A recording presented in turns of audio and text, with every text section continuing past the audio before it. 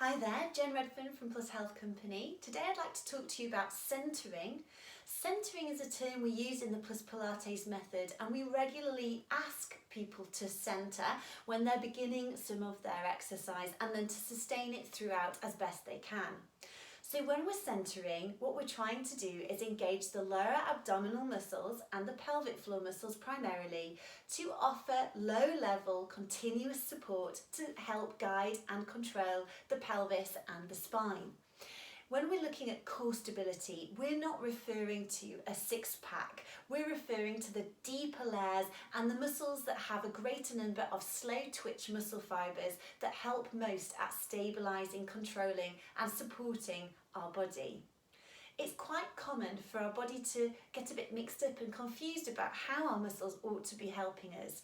So if the deeper layer of soft tissues and muscles are not as active as they should be, that can lead us to overwork and overcompensate in the more external muscles, and in doing so, that can lead to symptoms, pain and discomfort and problem areas such as back pain, knee issues, etc. So when we're centering, I'd like to teach you how we can do that in a few positions. Now whilst I'm sat, we'll start here, but you might find that it's better for you to do it in a laid down position because you're not working against gravity in the same way. Having said that, if you are sat, then think about really lengthening up through the spine, shining a torchlight from your chest bone forwards to me rather than down towards the floor. Feel to be sat on your knobbly sitting bones, one in each side, hopefully, folks, and there's a good starting point. Now, I'd like you to imagine that you have some pants on and you've had a slightly larger lunge than usual, and it's just that little bit harder doing up the top button on your pants. This isn't about trying to get into some trousers several sizes smaller than you would normally wear, but this is just a feeling of gently lifting the lower abdominals in so that you can do up that top button. It should create a very gentle bracing through the lower abdominals, but not a big sense of sucking in and pulling in the abdominal contents. So when you're ready, be aware of your breath, and as you next breathe out, just visualise that you're doing up that top button and feeling to draw your lower abdominal area towards your spine very gently, and hold it as you breathe. There shouldn't be any other external change to your body position. It should be very subtle to the point where you almost wonder if you're doing it. Let go and try it again. Now this may work for you and you might immediately be able to practice that on a regular basis, but you may not feel like you've got any idea what's going on right now. So now I'd like you to imagine that you have a belt that runs from the front of that knobbly pelvic bone on one side across towards the other side, and we're going to secure that a couple of notches. So when you next breathe out, try and draw and visualise that you're bringing your belt a little bit closer and your fingertips are moving a couple of inches towards one another as you do so. Holding and breathing. Holding and breathing, and then letting go. This idea that your knobbly pelvic bones are moving towards each other a little bit as you hold, breathe, and then letting go. Now that might have really worked for you. Conversely, you might prefer to think about your pelvic floor muscle contraction as a cue for centering, both of which are effective and both of which will influence one another. So for pelvic floor cueing, I'd like you to imagine, as unglamorous as it is, that you're trying to hold in a fart, a poop, a breaking wind, however you like to refer to your wind. And then drawing from your back passage very gently, bring your attention through towards your front passage for males and females, and hold as you breathe naturally.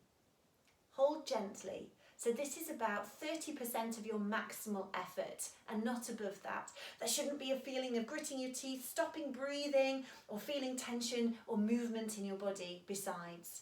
Let go. It should feel from deep within.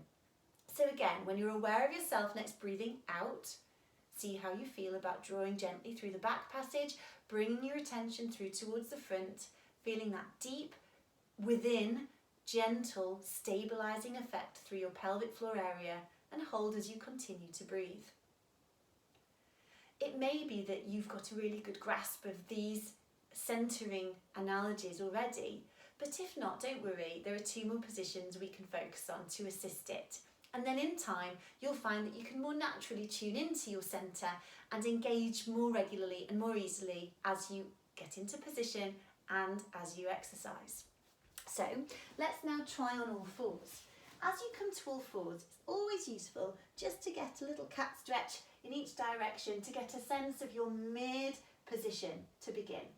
Now do what you can to relax your tummy as fully as possible without disturbing the position of your spine. I'd like you to imagine that you're now lifting away from a candle that is gently warming your tummy. So relax your tummy, and as you breathe out, gently lift your tummy upwards. So your tummy button is moving upwards towards your spine slightly, and continue to hold and breathe and then let go. So draw up through your tummy gently and hold as you breathe out, and continue to breathe. Several breath cycles and then let go.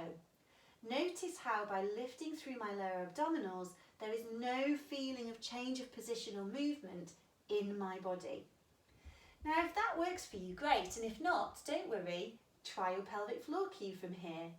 So again, without making any external change to your position, see how you feel about lifting through your back passage and drawing your attention through towards your front passage. Hold it as you continue to breathe and then let go. As you breathe out, engage your centre. Hold as you breathe and then let go. So that may have been a position that felt a little better for you to feel. Maybe you can experience that better through your lower abdominal cue than you can your pelvic floor cue. Perhaps not. There's no wrong answer. It's what's working for you the best. But now let's have a little look on our back.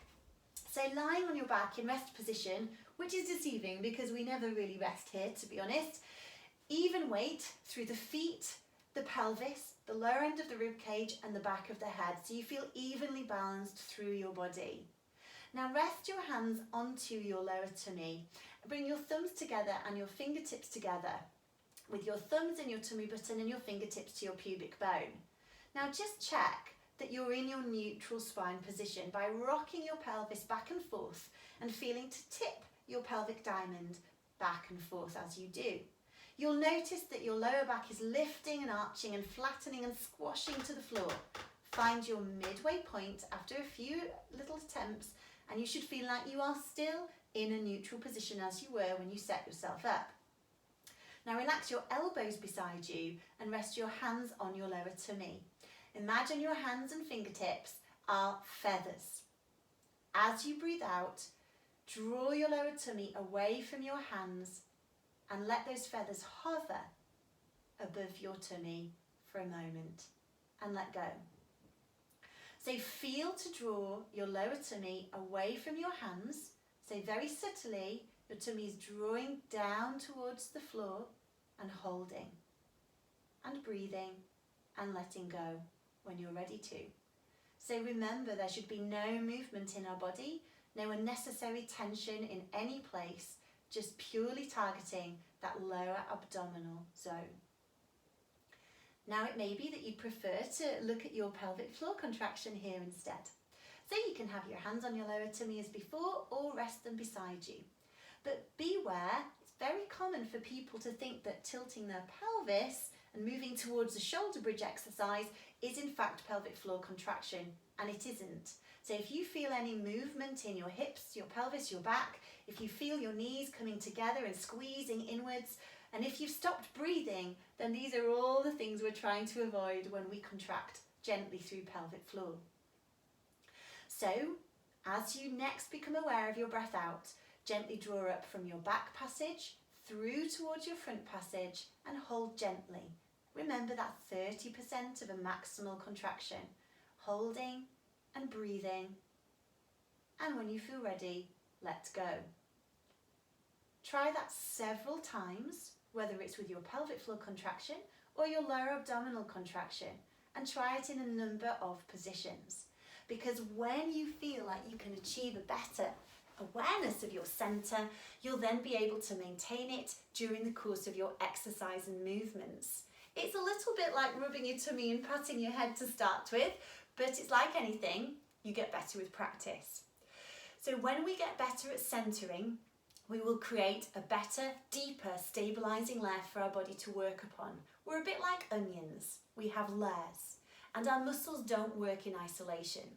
So we need to use that deep abdominal corset and pelvic floor support to help create a stable base upon which the rest of the body can move.